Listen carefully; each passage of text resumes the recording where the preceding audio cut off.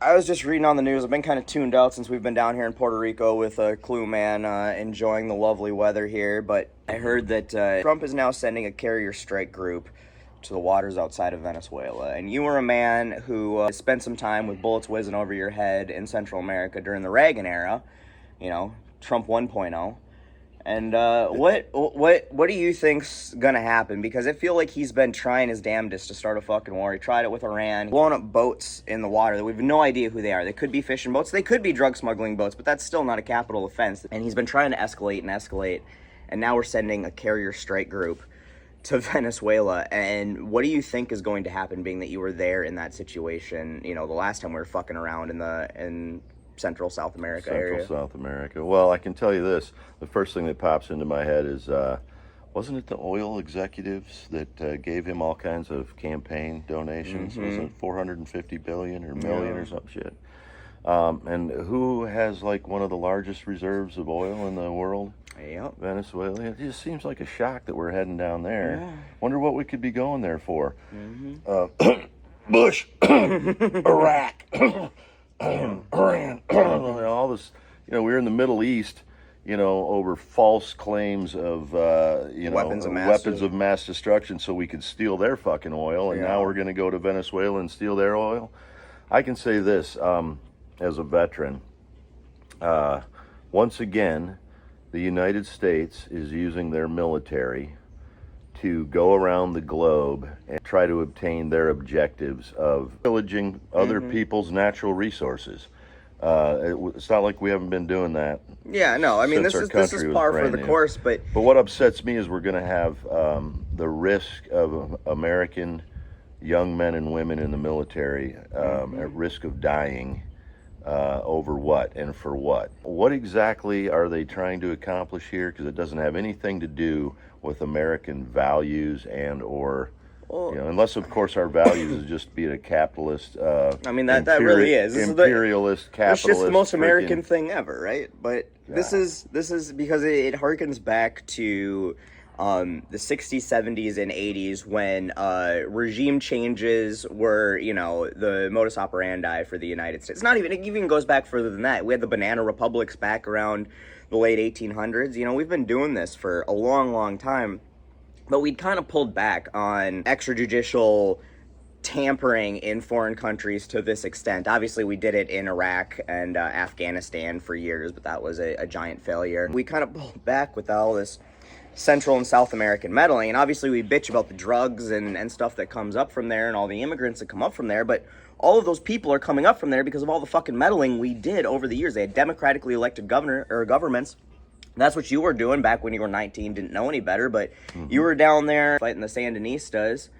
And that's what we were doing. We were toppling a democratically elected government. And anybody that knows anything about history and takes freaking 10 minutes to do a little research on that freaking library of encyclopedias they have in the palm of their hand would know that the majority of the immigration issues we've faced over the last 40 years have been because we were nation building in Central America. Those people were getting out of there because things went to hell. I know when we pulled out of Honduras, when the military left Honduras, their economy collapsed. When I was down there, their exchange rate was good.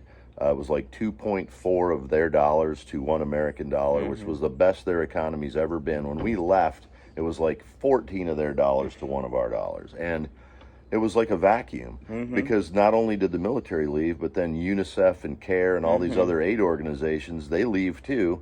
And what did it create? It created a country that was ripe for cartel takeover. And that's what happened in Honduras. It became the murder capital of the world as the cartels took over Honduras. And so we've got all these Hondurans fleeing Honduras, and where are they going to head? They're going to head up the U.S. because when were things the best in their life? When the U.S. was in their country, right? So, and I also think that one of the worst things the Republicans did was start the lie that the borders were wide open. Oh my God, yeah. Because number one, they weren't wide open. They've never been wide open. But when they said they were wide open, so if you're sitting in Honduras and you're afraid for your life because the cartel's already killed several members of your family, and all of a sudden you hear a news report saying the borders are wide open. What are you going to do? You're going to head straight for the southern border. That was this entire immigration issue was created by the Republicans. Absolutely. Prove me wrong. And here's the thing too, is all these fucking mouth-breathing cousin fuckers who are out here saying that the borders are wide open. I'm like, all right, you know what then? I've got a challenge for you. Leave your ID at home, that belt buckle with your name on it, you know, your birth certificate, your social security card. Go with no identification that proves you're an American citizen. Drive across that border. Go a couple miles, turn around, and drive right back through that wide open border and see how well that works for you. Yeah, with your big lifted truck with the man the fuck up bumper sticker and the freaking, you know. Yeah.